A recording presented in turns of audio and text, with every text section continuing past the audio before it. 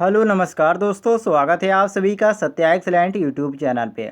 दोस्तों आज हम इस वीडियो में बात करेंगे डीसी गणित से संबंधित कुछ इंपॉर्टेंट क्वेश्चन। और आज की जो हमारी वीडियो होने वाली है 4 नंबर की वीडियो होने वाली है, अर्थात ये चौथा क्लास है जिसमें आपको कुछ क्वेश्चन कवर किया गया है। तो दोस्तों आपने यदि 3 वीडियो नहीं देखा है तो इस वीडियो के डिस्क्रिप्शन में आपको लिंक दे दिया गया है या प्लेलिस्ट भी बना दिया गया है। आप जाके Satya excellent YouTube channel search करके प्रोफाइल भी खोल के देख सकते हैं, प्लेलिस्ट में जाकर वहाँ पर आपको क्वेश्चन मिल जाएंगे। तो चलिए दोस्तों हम शुरू करते हैं आज के क्वेश्चन। क्वेश्चन नंबर 61 से शुरू करते हैं। कह रहा है क्वेश्चन, डीसी जनरेटर में उत्पन्न ईएमएफ मतलब इलेक्ट्रोमोटिव फोर्स निम्नलिखित के समानुपाती होता है। किसके समानुपाती होता है, ये क्वेश्चन आज से इसमें पूछ रहा है। वेरी वेरी इंपॉर्टेंट क्वेश्चन है दोस्तों। चलिए इसका देख लीजिए दोस्तों।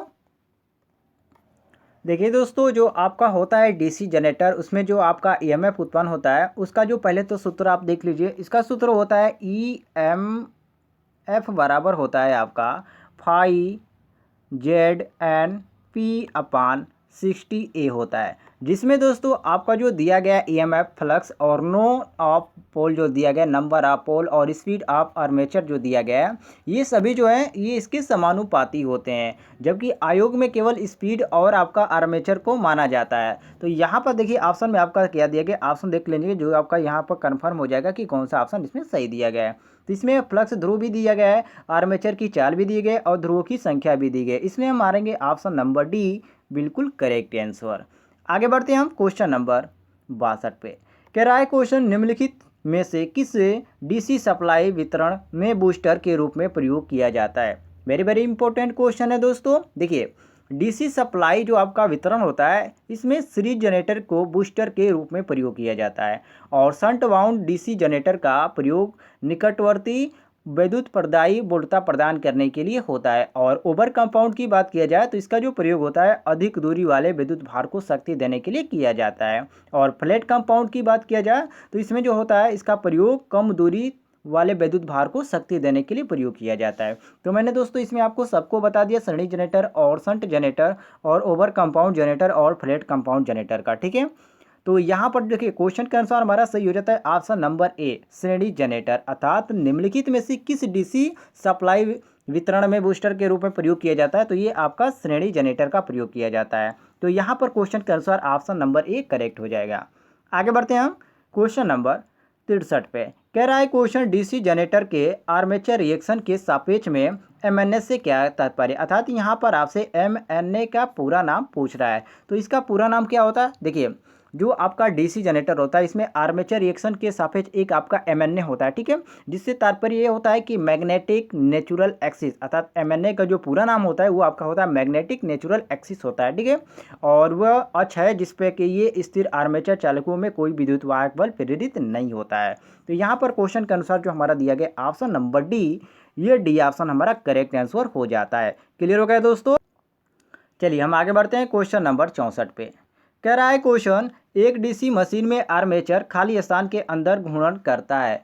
यहाँ पर चलित युग दिया गया, स्थिर स्टेटर दिया गया और चलित स्टेटर दिया गया और स्थिर कम्यूटेटर दिया गया। देखिए दोस्तों, एक डीसी मशीन में आर्मेचर स्थित जो आपका स्टेटर होता है इसके अंदर एक घूर्णन कार्य करता है और मोटर के घूर्णन की दिशा उसकी आर्मेचर कुंडलन या क्षेत्र कुंडलन में धारा की दिशा को बदल कर, या इसको हम बदल भी कर सकते हैं या बदला भी जा सकता है, इसको भी कह सकते हैं। लेकिन दोनों आर्मेचर कुंडलन या क्षेत्र कुंडलन की दिशा एक साथ बदलने पर क्या होता है कि मोटर पहली वाली दिशा में घूमने लगती है, अर्थात दिशा में ये आपकी बदल जाती है। तो यहाँ पर क्वेश्चन के अनुसार सही हो जाता है हमारा ऑप्शन नंबर बी, बिल्कुल करेक्ट आंसर।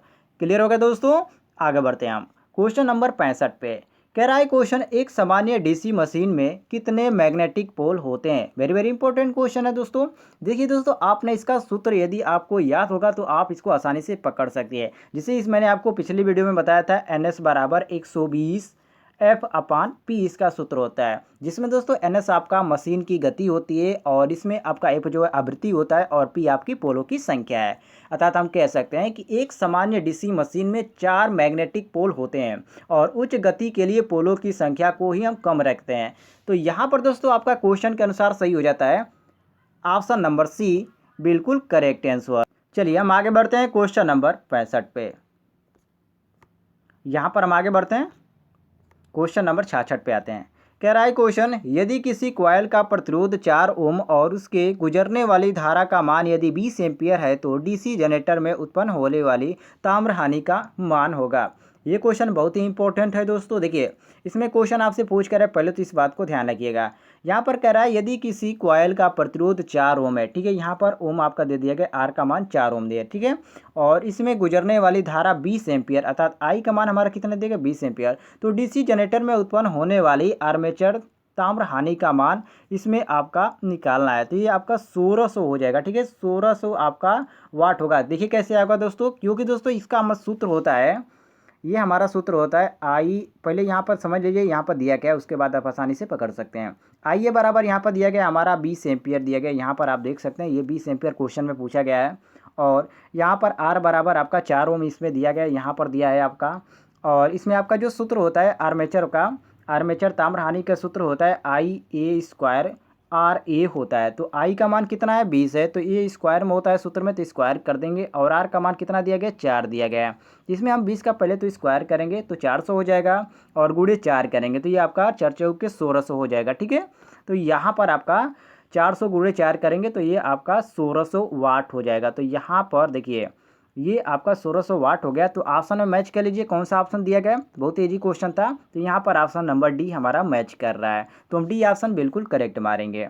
क्लियर हो गया दोस्तों। उम्मीद है आपको हमारे द्वारा बताए गए क्वेश्चन समझ में आ रहे होंगे। समझ में आ रहे होंगे तो वीडियो पर एक लाइक कर दीजिएगा, और जो लोग इस तरह के क्वेश्चन डेली प्राप्त करना चाहते हैं, नीचे आपको सब्सक्राइब वाला बटन दिखेगा रेड कलर का, उस पर क्लिक कर दीजिएगा, और बगल में घंटी भी आइकन भी आप क्लिक करके ऑल नोटिफिकेशन पे क्लिक कर दीजिएगा। चलिए हम आगे बढ़ते हैं क्वेश्चन नंबर 67 पे। कह रहा है क्वेश्चन, निम्न में से कौन डीसी जनरेटर के रोटर का भाग नहीं है, फैन ब्लेड या ब्रश होल्डर या बियरिंग फ्लैट या base plate. Very very important question है दोस्तों, और ऐसे ही क्वेश्चन आपको परीक्षाओं में पूछे जाते हैं। देखिए जो आपका बेस प्लेट होता है ये डीसी जनरेटर के रोटर का भाग नहीं होता है, और फैन ब्लेड तथा होल्डर और बियरिंग इसमें जो दिया गया ऑप्शन में, ये जो आपके हैं ये रोटर के भाग होते हैं। तो इसमें हमसे नेगेटिव टाइप का क्वेश्चन पूछ रहा है कि ये जो है इसमें से भाग नहीं होता है। यहाँ पर क्वेश्चन को जब ध्यान से पढ़ेंगे तो आपको समझ में आ जाएगा। तो यहाँ पर हम मारेंगे ऑप्शन नंबर डी, अर्थात जो बेस प्लेट है ये आपके जनरेटर का रोटर का भाग नहीं होता है। तो ऑप्शन नंबर डी हम करेक्ट मारेंगे। आगे बढ़ते हैं हम क्वेश्चन नंबर 68 पे। कह रहा है क्वेश्चन, निम्नलिखित में से किस वाइंडिंग में पतले तार एवं अधिक टर्न पर पाए जाते हैं। ये तो बहुत ही इजी क्वेश्चन है दोस्तों। देखिए जो आपका शंट वाइंडिंग होता है, पहले तो इसको ध्यान से पढ़ लीजिए। देखिए डीसी जनरेटर जो आपका होता है, सॉरी यहाँ पर आपसे मोटर से पूछ रहा है, निम्नलिखित में से किस वाइंडिंग में पतले तार और अधिक टर्न प्रयोग किए जाते हैं। देखिए डीसी मोटर में शंट वाइंडिंग जो होता है उसमें शंट वाइंडिंग में पतले तार एवं अधिक टर्न पाए जाते हैं। और श्रेणी की बात किया जाए तो श्रेणी वाइंडिंग में मोटे तार का प्रयोग होता है और कम टर्न का इसमें प्रयोग किया जाता है।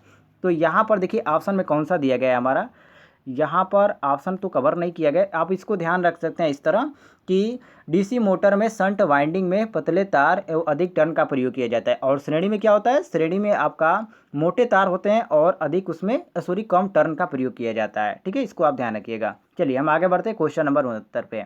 कह रहा है क्वेश्चन, एक डीसी जनरेटर की वेव वाइंडिंग में 8 पोल वाले 4 चालक 600 आरपीएम की गति पर घूमकर 0.5 वेबर का चुंबकीय फ्लक्स उत्पन्न करता है, तो प्रेरित ईएमएफ का मान क्या होगा। बहुत ही इंपॉर्टेंट क्वेश्चन है दोस्तों। देखिए मैंने आपको इसमें एक सूत्र बताया था विद्युत वाहक बल का, phi Z A P N upon 120। ठीक है, इस पर आप लगाएंगे तो आपको आ जाएगा। देखिए इसमें आपका दिया गया है, उसके बाद आप आसानी से लगा सकते हैं इस सूत्र पर। पी का मान आपका दे दिया गया 8 दे दिया गया है, और यहाँ पर जेड का मान दे दिया गया 4, और यहाँ पर आरपीएम में जो दिया गया आपका 600 आरपीएम, ये आपका एन का मान दिया गया है, और ये जो आपका वेबर में दिया गया है 0.5, ये आपका फाई का मान दिया गया। और आपसे पूछ क्या रहा है, तो ये आपका प्रेरित ईएमएफ का मान पूछ रहा है, अर्थात इलेक्ट्रोमोटिव फोर्स का मान पूछ रहा है, अर्थात ई का मान पूछ रहा है। तो मैंने आपको अभी सूत्र बताया, ई बराबर होता है आपका phi Z P N upon 120। तो इससे आप लगा सकते हैं आसानी से। इसको लगाकर कमेंट में बताइएगा कितना आपका आंसर आया है। उम्मीद है दोस्तों आपका सही आंसर आएगा। सही आंसर मतलब आपका 80 वोल्ट ही आना चाहिए। आप कमेंट में जरूर बताइएगा यदि आपका आंसर नहीं आता है तो। चलिए हम आगे बढ़ते हैं क्वेश्चन नंबर 70 पे। कह रहा है क्वेश्चन, यदि लैप वाइंडिंग में पोलों की संख्या 4 है तो समांतर पोलों की संख्या खाली स्थान होगी। देखिए, यदि लैप वाइंडिंग में पोलों की संख्या 4 है तो समांतर पथों की भी संख्या 4 ही होगी। क्यों? क्योंकि दोस्तों हम सभी को मालूम है कि लैप वाइंडिंग में ए बराबर क्या होता है? पी होता है। अर्थात पोलों की संख्या क्या होता है? इसमें आपकी संख्या के बराबर होती है। तो यहाँ पर ए बराबर पी हो जाएगा और आर्मेचर में समांतर पथों की संख्या बराबर ध्रुव पथों की संख्या होती है। ठीक है, इसको आप ध्यान रखेंगे तो आपको समझ में आ जाएगा। तो यहाँ पर दोस्तों हमारा सही हो जाता है, जो ऑप्शन में दिया गया हमारा यहाँ पर 4 दिया गया है तो इसमें भी हमारा 4 ही सही हो जाएगा। तो ऑप्शन नंबर भी हम करेक्ट मारेंगे। आगे बढ़ते हैं हम क्वेश्चन नंबर 71 पे। कह रहा है क्वेश्चन कि निम्न में से किसकी मदद से डीसी मशीन में आर्मेचर प्लेटों को समांतर या समान दूरी पर रखा जाता है?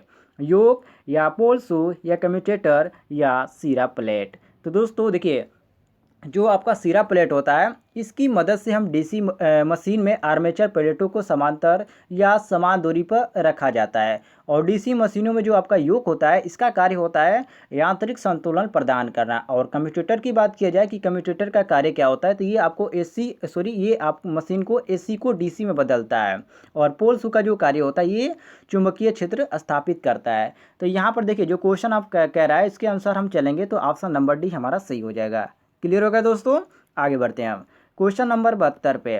कह रहा है क्वेश्चन ढलवा लोहे से बने योक उन जनरेटरों के लिए प्रयोग किए जाते हैं जिनका KW कम हो, अर्थात किलोवाट यहाँ पर कम हो, या किलोवाट ऊँच हो, या कोई भी किलोवाट हो, या कभी भी ढलवा लोहे से नहीं बनाया जाता है। देखिए दोस्तों, ये आपका क्वेश्चन है, बहुत ही इंपॉर्टेंट क्वेश्चन है। ये आपका यूपीपीसीएल टेक्निकल ग्रेड सेकेंड में आपका इलेक्ट्रिकल में क्वेश्चन पूछा गया है। ठीक है, इसको आप हल्का में न लीजिएगा, बहुत ही इंपॉर्टेंट क्वेश्चन है।